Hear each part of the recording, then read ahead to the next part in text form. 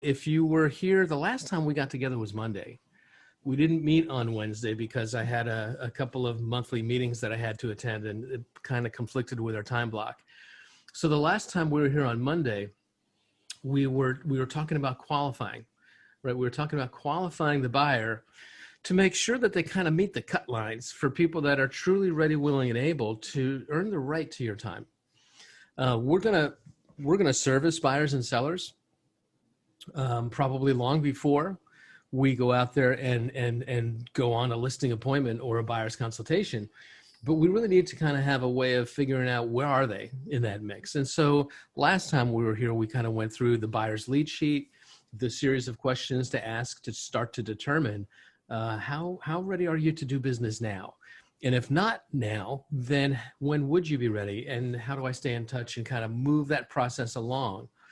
But now we're moving on to a point where we've determined that, all right, this person truly does meet the criteria now.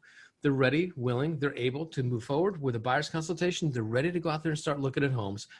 How are we going to prepare? What do we need to kind of have figured out so that we go into that consultation appointment, we can really do a good job? And so with that, here's where we're going to go today. I'm going to share with you a video from a mega agent by the name of Nikki U. Baldini. She is a big agent in Florida. And she's going to talk a little bit. It's about a 5-minute video that we're going to open up with, where she gives her perspective on the buyer's consultation and all the different overview things that she thinks about. We're going to talk about how to articulate what your value is to a buyer and answer the question of all the choices out there in the marketplace. And there's a lot of them. Why should they choose you, right? We're going to talk about that. We're going to talk about what you need to know about the market. What data points you're going to have to become really familiar with so that you can communicate your knowledge of what's going on out there. We're going to talk a little bit about the importance of having a buyer's guide. And a buyer's guide is nothing more than just kind of either a print material, or you can even put this guide up into command so that it goes through your apps.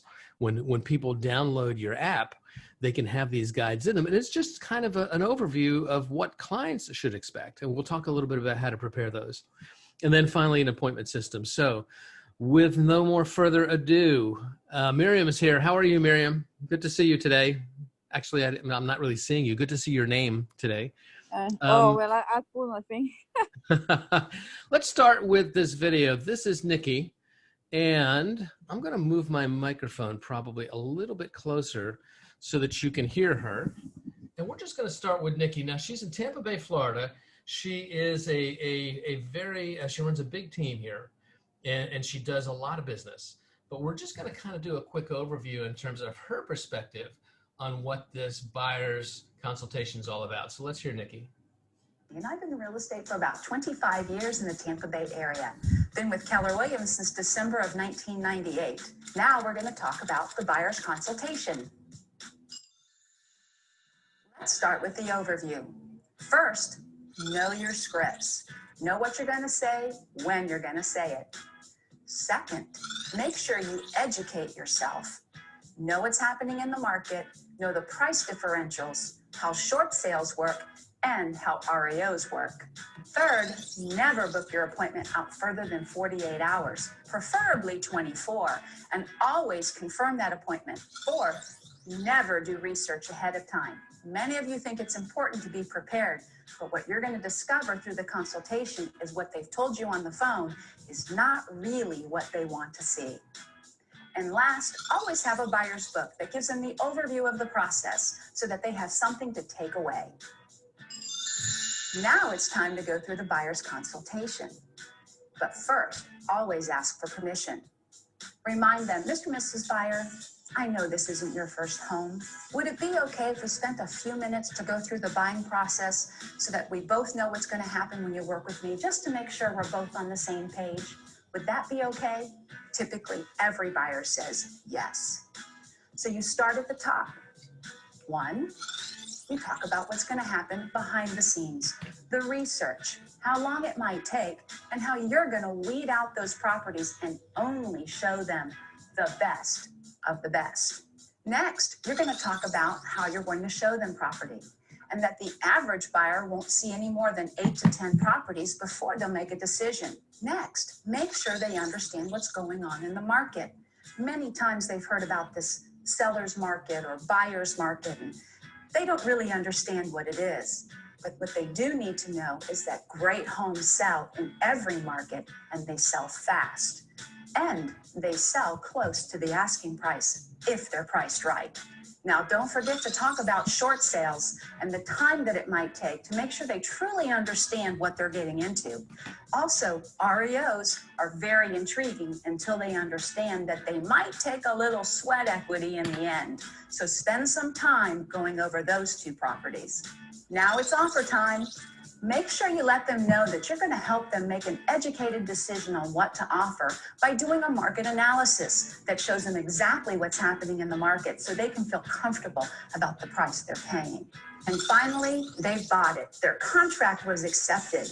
And now they need to know that really that's when our job starts. We explain to them there's inspections, there's appraisals, and all the different things that are going to happen between now and the closing table, including the review of all the documents prior to their closing. Now we're going to go over the needs analysis. We're going to start with what we call the TENS process. So we start with the transaction and we say, Mr. and Mrs. Buyer, we're going to talk about the transaction. On a scale of 1 to 10, 1 meaning it's not very good, and 10 meaning it's a great experience. What one thing has to happen for it to be a 10? The next process we're going to talk about is on the home. And we're going to make sure that each person knows that they're only going to get 3 must-haves. So the 10s will consist like this. Mr. and Mrs. Buyer, on a scale of 1 to 10, what one thing does your new home have to have and or be for it to be a 10? And then say, why is that important to you? And describe for me what you mean. What this does is it helps us stop assuming. Once we finish with the 10s, we want to take them through the expectations. We want to find out, how does somebody win with them? Then, how does somebody lose with them? Then we want to do an assumptive close and say, what do you feel you have the right to expect from me as your realtor? Then we ask them, what do you feel I have the right to expect from you as my client? When you do the expectations correctly, you're going to discover that loyalty, honesty, and sincerity are some of the most important things that your customers are going to want. And interestingly enough, this allows you to end your consultation with a buyer's agency agreement, or what I like to call the agreement of loyalty. This allows you to go into a true relationship with the customer that you're both committed to. We've now finished the entire process of the buyer's consultation. Remember, this process should take about an hour to an hour and a half, depending on your customer's questions. For those of you that are watching this video, make sure that you're out there and you're practicing, because you know practice will make you perfect. And if you're practicing outside of meeting with the customers, that's the best thing. Because if you aren't, who are you practicing on? The customer. And that is a little expensive, isn't it? I am Nikki Ubaldini, and I wish you all the luck in all your buyer's consultations. Enjoy and have fun. All right, that is Nikki. Now, she covered a ton of ground there. And so I'm just going to ask you, of all the things that you said, and if you want, let me ask you a quick question. I'm trusting that you saw that, right? The visual on that. Could you, because nobody popped in and said they weren't seeing that. I got a message on my screen that made me question whether or not you were actually seeing that video. Can you confirm that you did or you didn't? Yeah, we saw it. Good. I saw it. Okay. Yeah. That's what I was hoping, because I figured you guys would have let me know if you're like, hey, I can't see this thing. She covered a ton of ground. But of all the things that she talked about, is there a couple of things that popped out at you? Anything that you heard that you're like, oh, that makes sense, or just, gee, I hadn't thought about that, right? Anything that she talked about that kind of got your attention? The organization, how she sets up everything step by step sounds. Yeah. She's got a plan. She's got a sequence. You know, again, a lot of what you're going to hear us talk about is sales scripts, right? And I think there is a place for scripted language, but the way I like to think about it is conversation frameworks. What's the order of how this conversation needs to go, right? And when we go through the conducting the buyer's consultation and conducting the listing consultation, we're going to share that framework with you. But certainly the order. What else did she talk about that kind of got your attention? The timing, Checklist. how long you have to discuss with them, take the time. The Yep. steps. Right? Go through the steps, what to expect. And she was really clear about setting certain kinds of expectations, right? How many properties did she say that the average buyer looks 8. at? Is it 8? 8 to 10, right? That's what research shows us again and again and again. And I'm going to show you a method of how to show homes in one of the upcoming meetings next week. And if you follow this methodology, what we have found is that the vast majority of times, you're going to go out and show homes to buyers only once, one day, and they're going to buy one. And there's a lot of things that have to happen ahead of that meeting for that to kind of line up. But what would it be like if you could get your buyers under contract in just one afternoon's worth of showings? Well, I'm going to show you how to do it. And I've been coaching to this model for many, many years. And it was a model that was created by a guy by the name of Sean Healy, who is a Keller Williams agent out of Denver, Colorado. And he's going to explain what he does and how he does it to make this work.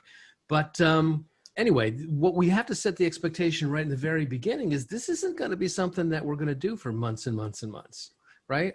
We're not getting married here, right? We're going to go find a house. We're going to make a decision. Our job as sales professionals is to help people make decisions faster and to get into action. So we want to set that expectation.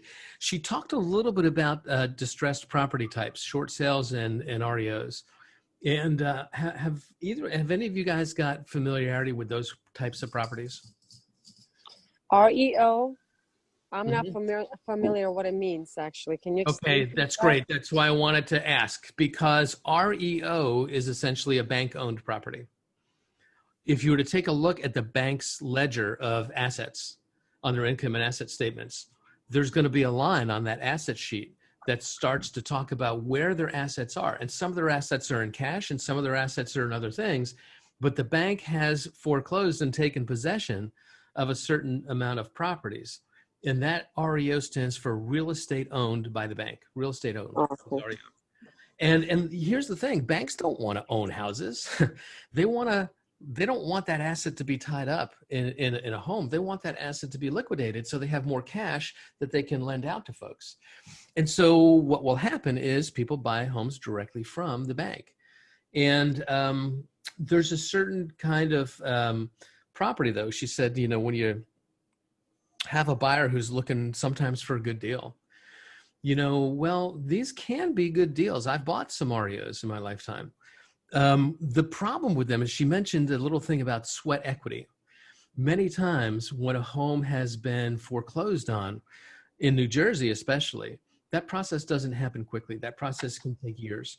And people have not been probably taking good care of it. The reason why the house has been foreclosed is that they weren't making their mortgage payment. They probably weren't doing many repairs either. And sometimes on their way out, if the property's been foreclosed and they're getting evicted, they sometimes even damage the place, And so, look, these homes, you can get them directly from the bank, probably below market value, but they're going to need work. Most of the time, they're going to need work. And so if you have a buyer who's looking for a short sale, and a short sale, just to be clear, a short sale is a property where the value of the market value of the house isn't enough to pay off everybody who has a stake in that property. It's not enough to pay off any back taxes that are owed, or it's not enough to pay off the existing mortgage. And people could be making their mortgage payments all along, and they could be current in their mortgage and not at risk for foreclosure. But the economy changed and they bought the house at this price and now it's worth this much and they need to move. They're going to be short. They're not going to get enough money out of the sale of the house to pay off. And so what will happen in that instance is that the seller will go to the closing table and they're going to have to bring money of their own to pay off all the obligations. Back in the 2008 to 2012 range, where the big collapse of the world economy, there were a lot of folks, I can think of lots of times when folks had to sell their house. They brought their house to they brought their money to the closing because the value of their home had dropped 25 or 30%, and they didn't have enough. And think about this now. You're a seller. You're selling your house. Instead of walking away with money, you're writing the check for $40,000. That's what was happening, right? So with a short sale, if the bank, what will happen is if if the seller doesn't have enough money to keep the bank whole, then the bank is going to have to make a decision as to whether or not they're willing to accept that loss. And either they're going to approve it or they're not going to approve it. And if they don't approve it, the seller can't sell because it's not totally the seller's house. The bank owns that house too. And so, the problem with short sales is that there's another layer of a condition that has to be met. The bank has to evaluate the situation. The seller has to prove that they don't have any way to keep the bank whole in what the debt is. The seller has to provide years worth of bank statements and tax statements and all that stuff to show that they didn't kind of hide some money somewhere. And that takes time. And it can take months and months and months. And so if the buyer comes to you and says, hey, you know what? I hear that you can get kind of a good deal in this distressed property market. Just understand that there's conditions. Short sales are not a great option if somebody needs to move quickly. If I was looking at a property today in August and I wanted to do a quick turnaround so that I could get my kid into a different school system for September, short sale ain't going to be the way. Pretty good chance you're not even going to have a closing until next year with a short sale if you bought one today. So I just wanted to kind of touch on those ideas here because I think one of the things your buyers are going to ask you about is those kinds of properties. And there's lots of places that you can learn more about them. But Nikki talked about the importance of just being familiar enough so that we can decide whether or not it makes sense when our buyers ask about those, right? Anything else that she talked about that sort of got your attention? She talked about the sellers and buyers market, but then she also said that great homes sell fast in any market. That was really catchy.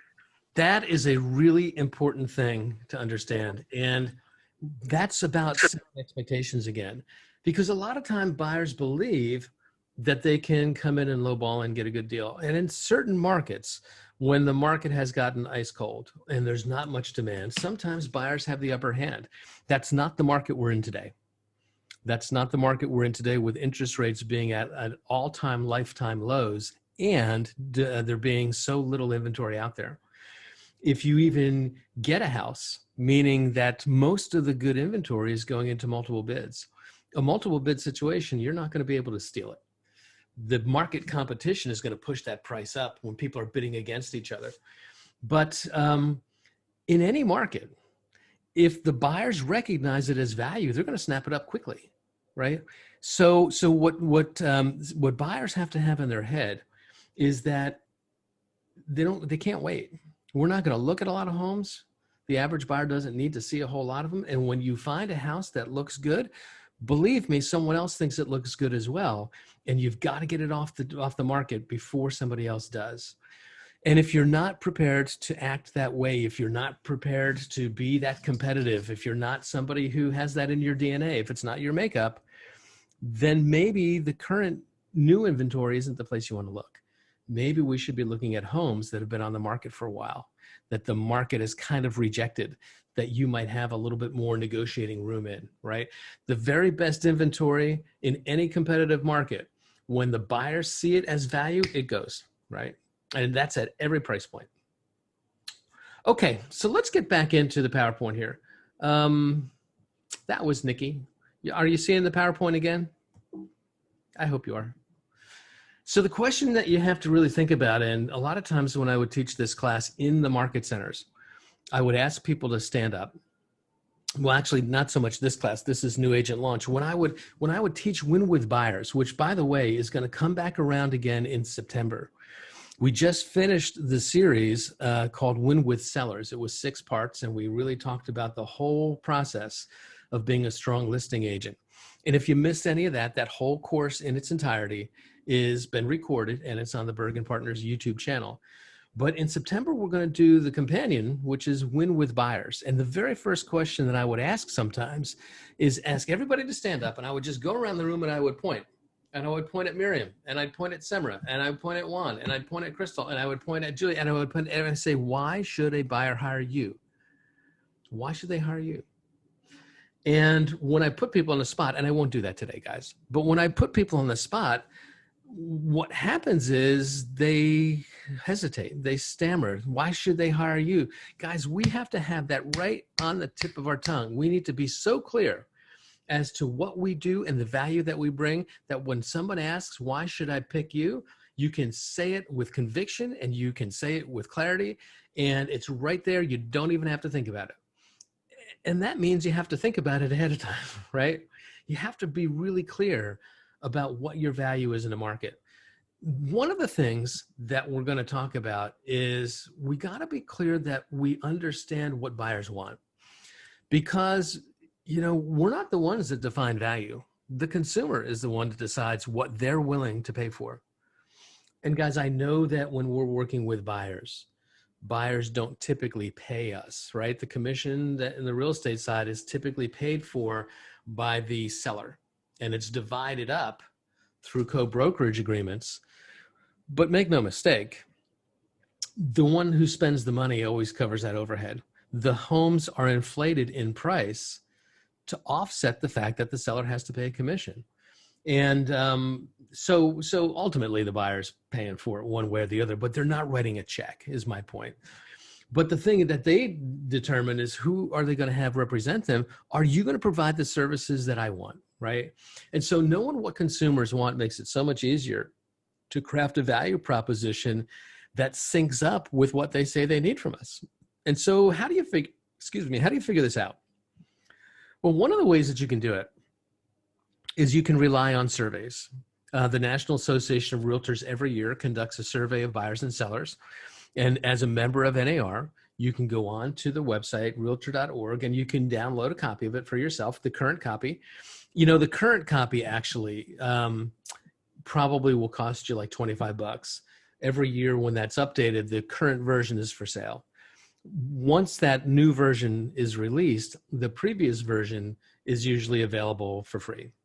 And so you can go get a free copy if you want and take a look at the 2018 or the 2019, because they don't change a whole lot. But what we ask in those surveys is a lot of questions about what buyers look for in an agent, what sellers look for in an agent, what services do they want provided for. And if you start to unpack what buyers say they want their real estate agents to do, take a look at what it is. Overwhelmingly, 52% said, help me find the right home. That's what I want.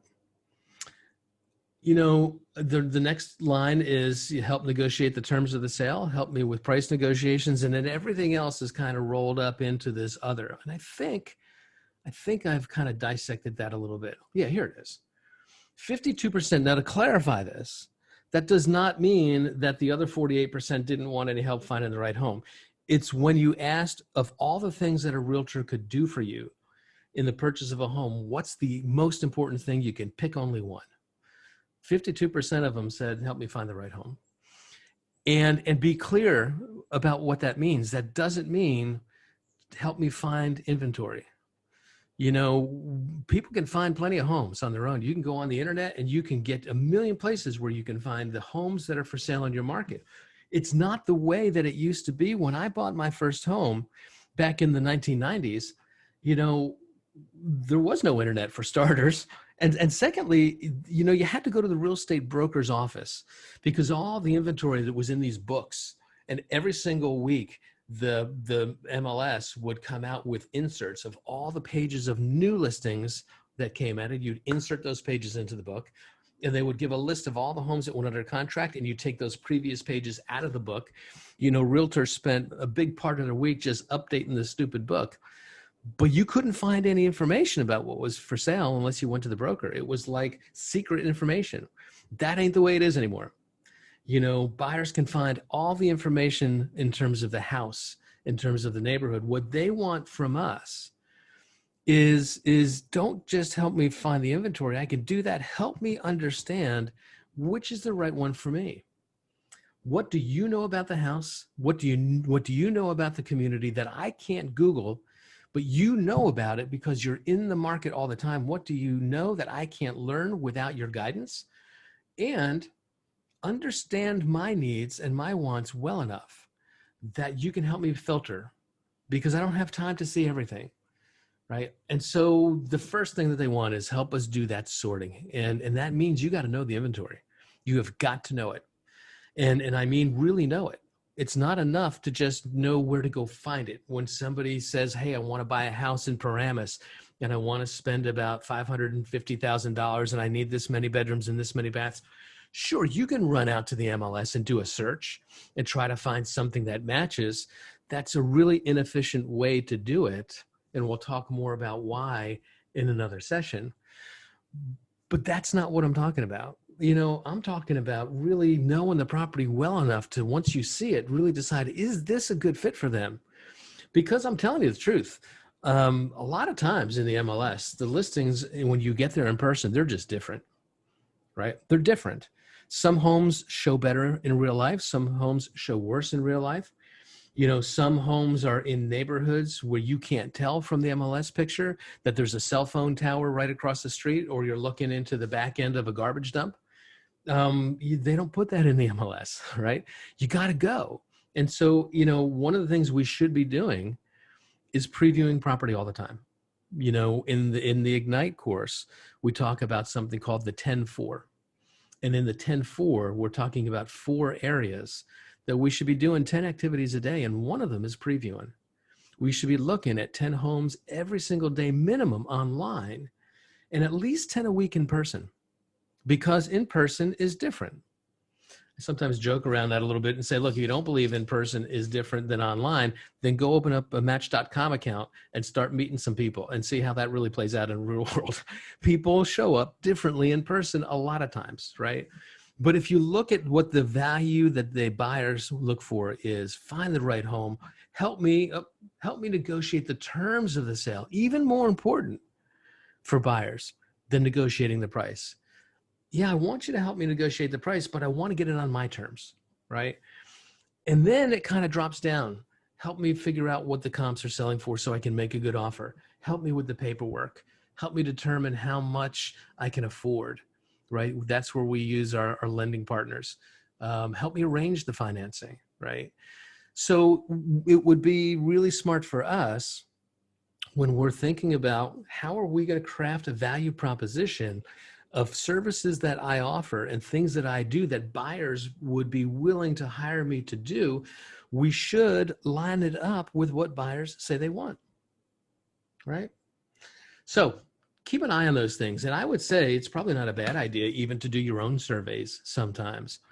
I think it wouldn't be a crazy idea to just throw a quick post up on one of your social media channels of your choice and just ask the question, if you were in the market to buy a home, what would be the most important service a realtor could provide to you? And see what they say and see what your friends say, right?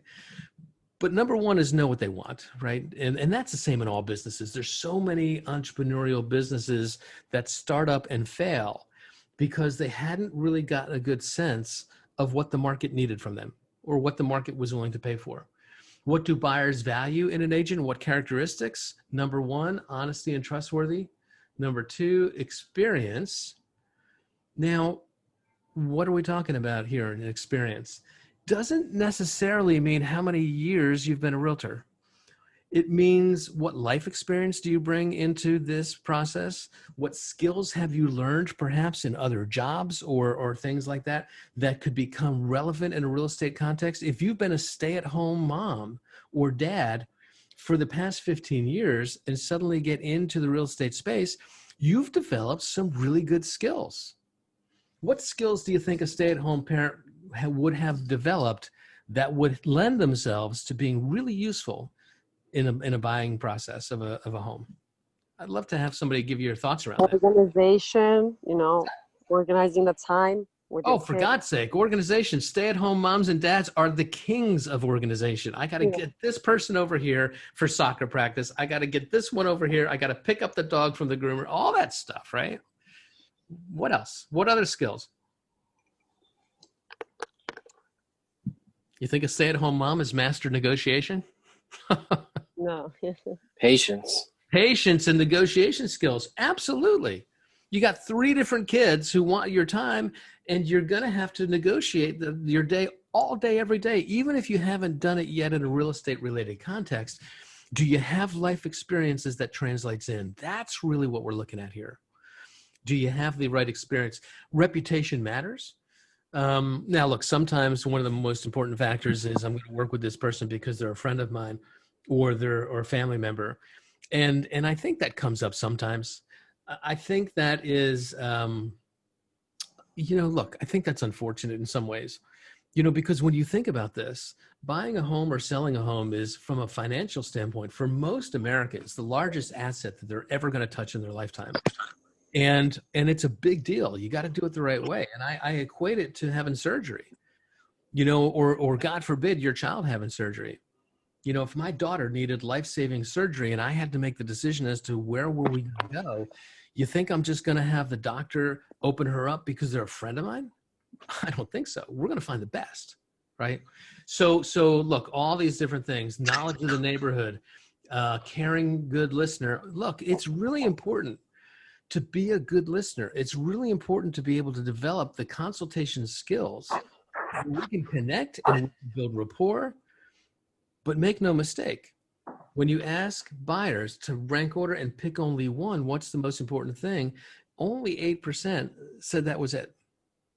92% said it was other things. And so if you're building your whole proposition around, I'm a really good listener, that's only going to resonate with a fraction of the market. Try to build it around these other values that seem to be more important. Honesty, trustworthy, and all that stuff. Add more than Google, right? There's a course that I teach called the Customer Experience. And in that course, we have a lot of video interviews with buyers and sellers sharing what their experience has been working with the real estate agents. And it's really just unvarnished, no holds barred. And there was one video where one of the buyers had said, assume that I did my own homework, right? Assume that I went and Googled about this neighborhood, about this house, about the schools, about the community. What I need from you is, what do you know from being in the market that I don't know, right? And the only way you're going to develop that level of hyper-local knowledge is by being in the market. The only way you're going to develop that level, that depth of knowledge, is by kind of picking a market to focus on. You can't develop that level of detail knowledge in all of Bergen County or all of northern New Jersey. You just can't. And so most agents find that they do far better if they kind of pick a region to focus on. And then they kind of, they do everything they can from a marketing and prospecting standpoint to do business in that community as much as possible.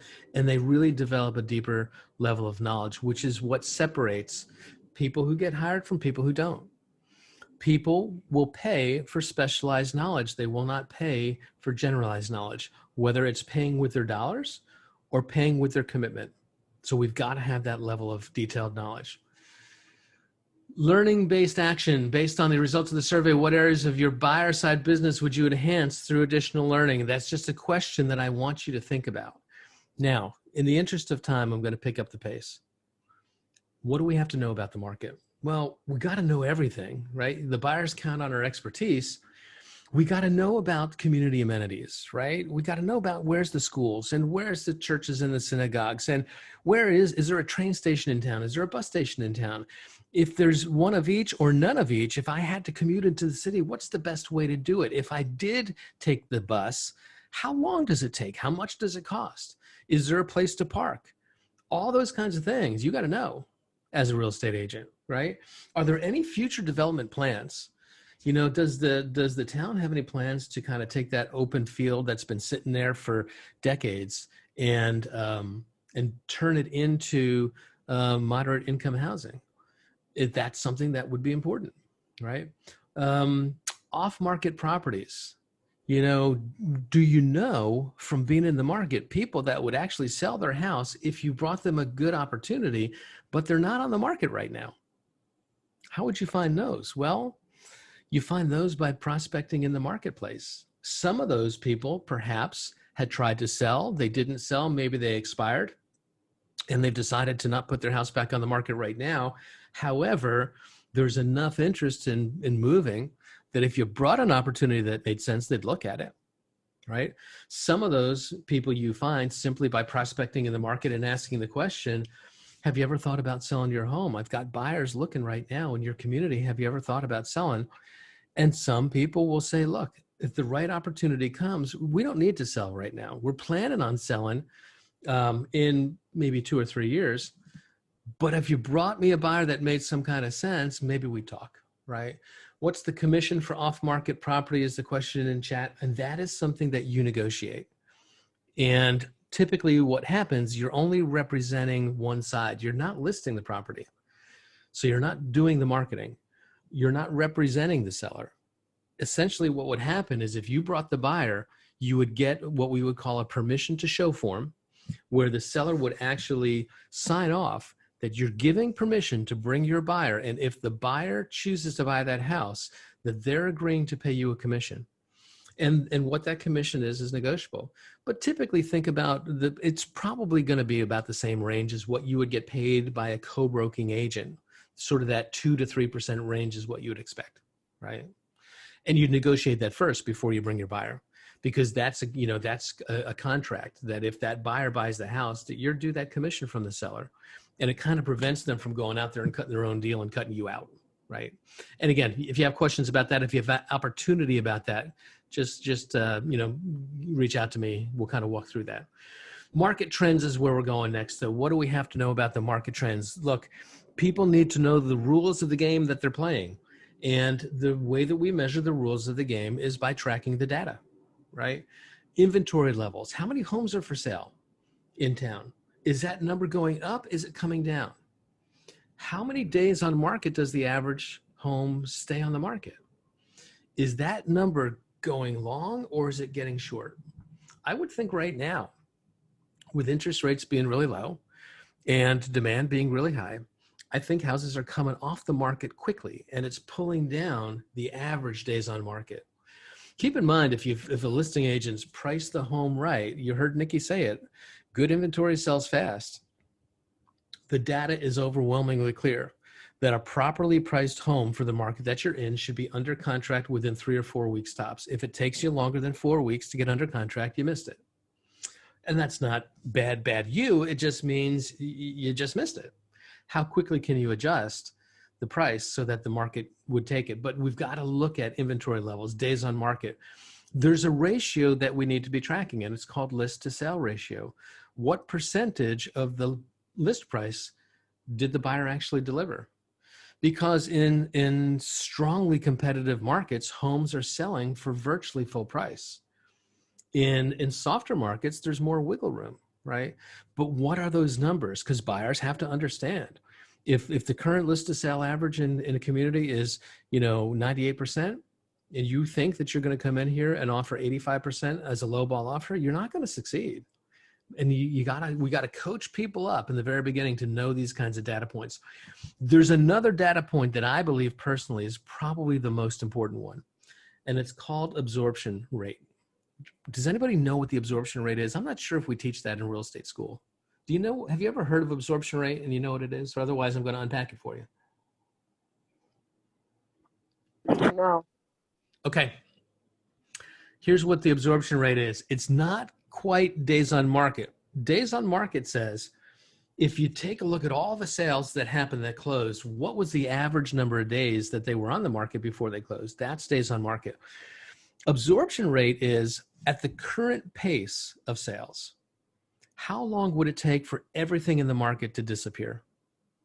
Think about if I spilled my coffee on my desk and I went out and I got a paper towel and I put my paper towel on the coffee, it would absorb the coffee. And that's what the absorption rate does.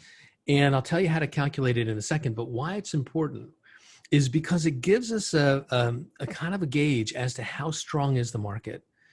The way you figure it out, I think I have the math formula here. Here it is.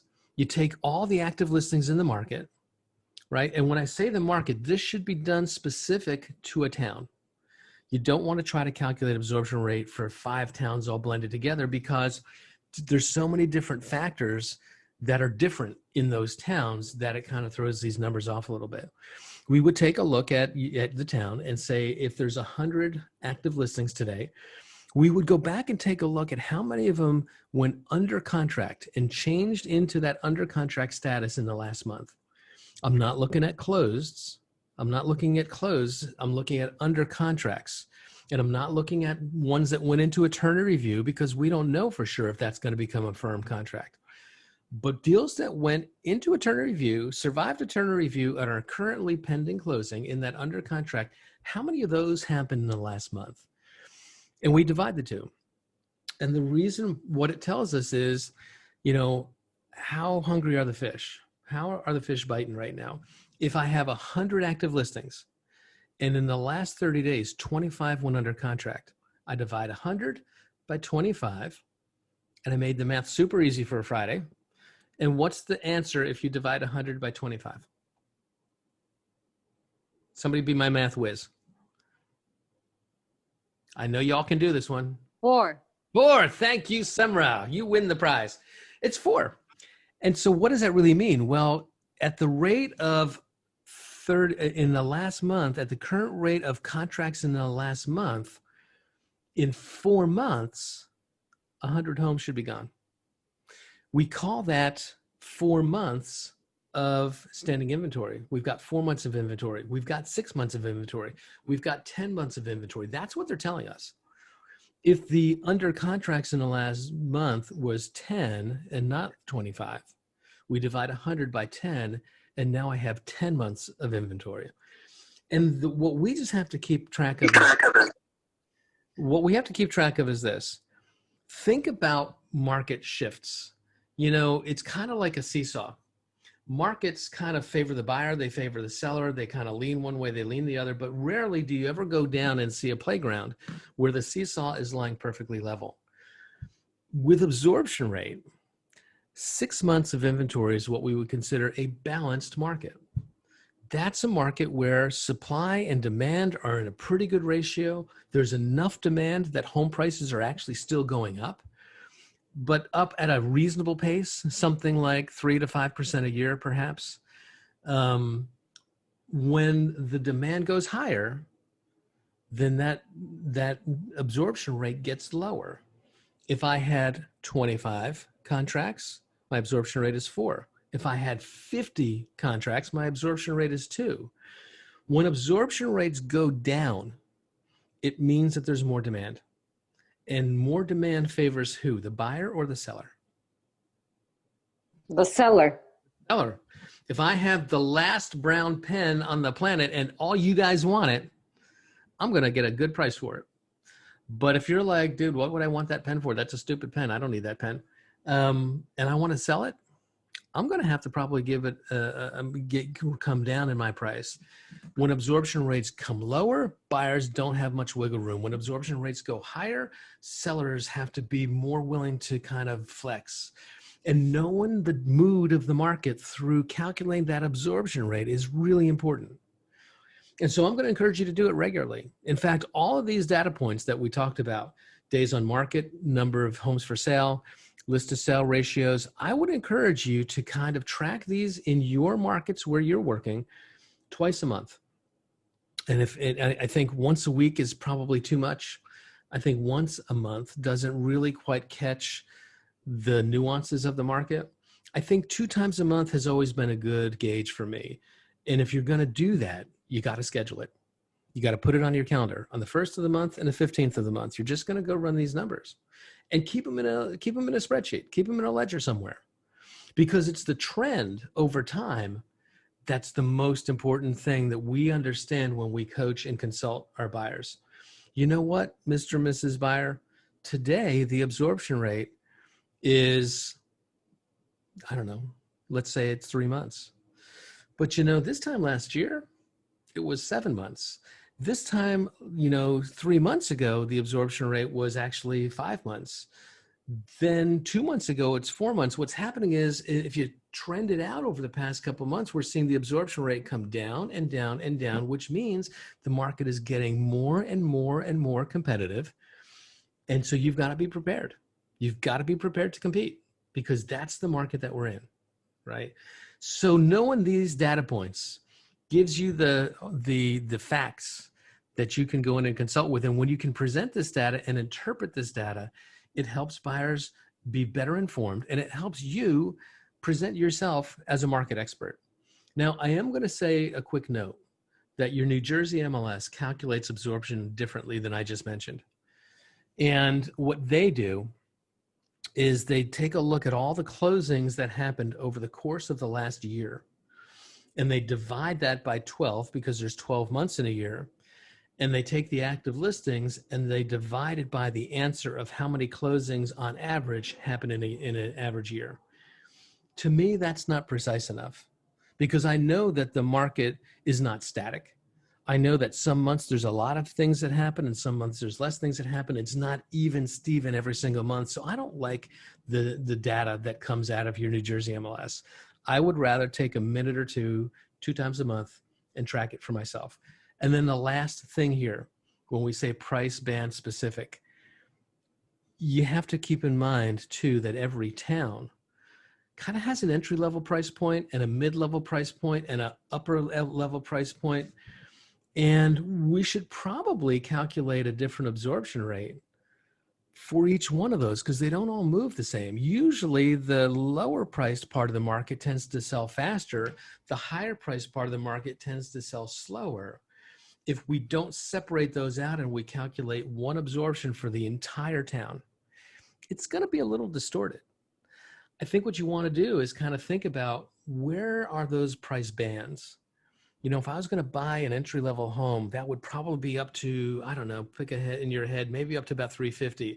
And then if I was going to sell that home and trade up to the next home in town, that range in my town probably be, I don't know, $350,000 to maybe $500,000. And then the next level might be $500,000 to $700,000. Wherever you think those breaks are, you're going to calculate a separate absorption rate for that price band.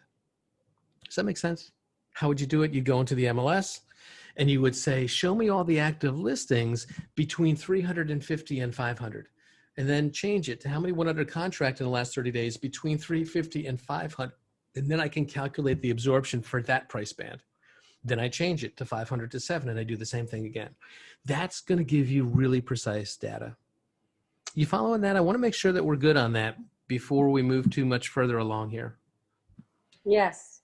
Okay, good. Probably the most important data point that you're going to know is absorption. So track it. Now, what do buyers want? We went through this. You know, find the right home, help negotiate the terms of the sale, all those different things. So we're going to have a buyer's guide created that shows that we do those things, right? Your buyer's guide is a customized deliverable. It's a print piece of material, or it's a sequence of steps that you can program into your Command app so that when people download your app, they can click on the button that says Buyer's Guide and it'll say, this is what happens first, this is what happens second, this is what happens third. And it touches on all the key points that are important. And how are you going to create that? Well, you're going to create that in Command. And I'm going to take a second. I hadn't planned on doing this, but I'm just going to take a second and go to my Command account. KW Command. Let's see if I'm logged in. I'm probably not. I don't think you're seeing that right now. So let me go back and try to share my screen onto Command. Do you see my Command account now? I'm following here. You're going into the part of the menu here that says Designs, right? This buyer's guide is in Designs. It's in print Designs. So I'm going to click on Designs and hopefully it's going to move over here. When you get to the design area, you're going to take this little plus sign, this little teal colored plus sign. You're going to click on it. You're going to say, what am I creating here? Am I creating an email? No. Is it a social media post? No. This is actually a print design because we're going to create a print guide that you could send people as a PDF, but we're going to create it as a print and we're going to click next. And when we do that, hopefully it takes us to our workspace. It takes a minute or two just to load up, especially because I've got so many things running in the background. But over here on the left, you're going to start to see, is this listing materials? No, this is related to buyers. I'm looking for a buyer's guide. So we're going to go down here. It's not a market snapshot. It's not a Kelly Mortgage flyer. No, here it is, buyer's presentation guides. We're going to click on that and there's two different versions, right? There's two different versions right here. And it doesn't matter which one you take, but you want to take some time and download that version and customize it. And to show you what that could look like, I'm going to do one last screen share here. This is a copy of what that guide looks like, right? It's kind of your guide to home ownership, everything you need to know about buying a home, and you're going to customize it with your name and your office. And you're going to have pages here in terms of how this guide works. And it's highlighted here, says, don't give them this, take this out. This is just for your preparation of the things that you're going to need to do to prepare this guide. But you're going to put the client's name on it, and you're going to have your pictures in here. And there's a table of contents of all the different things that are involved in the process. And you're going to customize this guide and kind of have it ready to go when you meet with them, that you kind of walk them through and use this guide as a teaching aid, a teaching tool. So take some time and go to Command, download that guide, see what it looks like, and start to begin to customize it for yourself, okay? It's really important that you have that ready to roll before you kind of get into your appointment with your buyers. So you're gonna go to Command, you're gonna customize that guide. Then you wanna have a system, right? You heard Nikki say, what is our system? Well, a couple things. She said, try not to book this consultant appointment more than 48 hours out. She said, a lot of times people will book an appointment, and then if it doesn't happen quickly, they're going to move on and maybe somebody else meets with them, or maybe they decide not to meet with you at all for some reason. But your system should be to book it close to within 48 hours, confirm the date and the time of the meeting. Absolutely confirm it. I don't want you showing up for that meeting, whether it's in person or on Zoom, and being all by yourself. So confirm the meeting time, confirm the location. Where are we doing this? We're not doing these in the office right now in a pandemic. We're doing these typically on Zoom, but sometimes we do these out in sort of a public place. Like you could go to a Starbucks and grab a coffee and sit outside at a table. You could do it that way. Really important in your system to make sure that everybody who's involved in making the decision, the buying decision, is in the meeting. We don't want to have a meeting with just, if there's a husband and wife buying a house, we don't want to meet with just the wife or just the husband, because, we want to do this consultation and find out what matters to both of them. And it's not efficient to only meet with one of them. There's a question from Crystal in the chat that says, there's so many pages from the Command Buyer's Consultation. Which pages are essential? I'd have to go back and look at those a little bit to kind of decide. I think the things that are essential are the things that are going to kind of sync up with your knowledge of the market, the ones that talk about the community, the ones that talk about the process, probably the pages that talk about your background and experience, that talk a little bit about your testimonials. So, if you want, perhaps we could jump on a Zoom call later and take a look at that, and maybe we'll do that in an office hour if you want. We'll take a look at those and we'll walk through that together. But you want to have it kind of prepped out and take out the pages if you don't think they're going to be relevant to you, right? Make sure all the decision makers are there though. Customize the delivery and deliver the buyer's guide. Get it in their hands, right? Prepare the meeting space. What you want to do is, to the extent you can, especially if you're going to meet not on Zoom, if you're going to meet in person somewhere, make it really welcoming. Create sort of a wow impact if you can. I remember when my daughter was looking at colleges, when you're driving around on the college tour, I don't know if any of you have kids that are college age, but if you're driving around on the college tour, you're looking at lots of different schools. And typically you drive up to the front gate, and someone at the gate tells you where the parking would be, and they'll tell you where the admissions office is that you're going to go meet someone in. Well, we were driving around in North Carolina and Virginia looking at schools with my daughter. And when we got to this one particular college, it was High Point University in High Point, North Carolina. We drove into the gate. They told us where to park. They told us where the admissions person was. They confirmed our appointment time. They said, just drive around there. You're going to see where to park.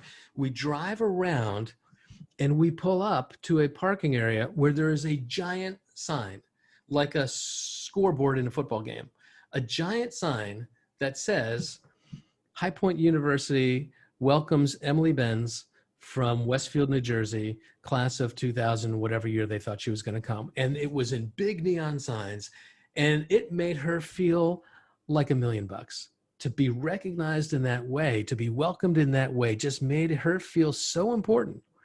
Guess where she went to school? Yeah, she chose to go to High Point. And I think anything you can do to prepare that meeting space, to make it special, to make it welcoming, review the lead sheet we talked about on Monday. The lead sheet, which was the sheet that you used to qualify, to make sure that the person is ready, willing, and able to even get to this appointment. You begin by reviewing that. You know, when we spoke on the phone, you talked about this was the reason why you're looking to buy a house. And help me understand why that's important to you again. Remember Nikki doing that in the video? Nikki was asking, tell me why that's important. Help me really go deeper on understanding that, right? Prepare the buyer's agency agreement, which is the contract. It's how we create a fiduciary relationship with our buyers. In the same manner that we sign a listing agreement, we should sign a buyer's agency agreement, which says that you are getting hired to be the exclusive representative for these buyers. And, you know, in New Jersey, there's a lot of agents. Most agents don't use a buyer's agency agreement. They just kind of trust that the buyers are going to continue to work with them and be loyal and all that stuff. And I think one of the things we have to get good at, and I'm writing a class that I'll probably teach next week on how to get buyers to understand why it's important for them to work exclusively with you. I think the reason why so many buyers do not want to do it is because they perceive it as a commission protection agreement. They perceive it as handcuffs that say, if I show you a house and you decide to buy this house, you got to buy it through me. You can't go to your cousin Larry and have him write it up and cut me out. No, I'm the one who gets paid. And, you know, buyers are like, that doesn't do anything for me. What's in that for me? Why a buyer should choose to sign a buyer's agency agreement is how we answer that question that I opened up with today. Why should we hire you? What specific knowledge and value do you provide that no one else in the marketplace can deliver that is of so much importance to a buyer that they would choose you over anyone else? And the only way that you can commit to that is through a contract. If you're doing a great job of generating leads, you're going to have more buyer leads than you can manage. And you get to cherry pick who are the ones who are going to work with you. And so we'll talk more about that. Look for that class. It's either going to come up next week or the week after, but watch for that. It'll be on a Tuesday or Thursday afternoon, probably. But have that ready to go, because when we get to that buyer's agency agreement time, it's time to kind of pull it out, already have their names in it, already have the, you know, everything ready to rock. So all they have to do is sign it. Okay. I'm going to call it here. It is a couple minutes after 11, and I know that some of you guys have some other things that you're bumping up against 11 o'clock, but this is where I wanted to go today, just to kind of go through what do we have to do to be ready, right? We're going to go into next week and talk about actually doing the appointment. We're going to talk about actually showing homes. But the key things here is to have a strategy, to have a plan, to do all of your homework, your market research, your market knowledge, know the key data points that help you to be a good consultant, have a systematic way of approaching this, prepare your materials, prepare that buyer's guide, which you will use as a teaching aid when you actually get into the consultation, which we'll talk about on Monday. Anything else that we should talk about today? Any ahas or any other questions before we wrap it up for today? Was really good, the absorption explanation that you gave us, the formula. It's really knowledgeable and it's really nice. Yeah, you know, I just love that data point. I love that.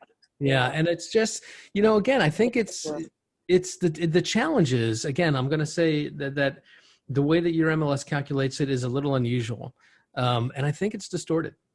I think what I want my buyers to know is, what's the tone of the market as close to right now as I can figure it out? When I do it by calculating actives divided by under contracts in the last 30 days, I know for a fact that some of those under contracts aren't going to close. I know some of those deals are going to fail, but I'll use a fishing analogy. I also know that the fish took the bait.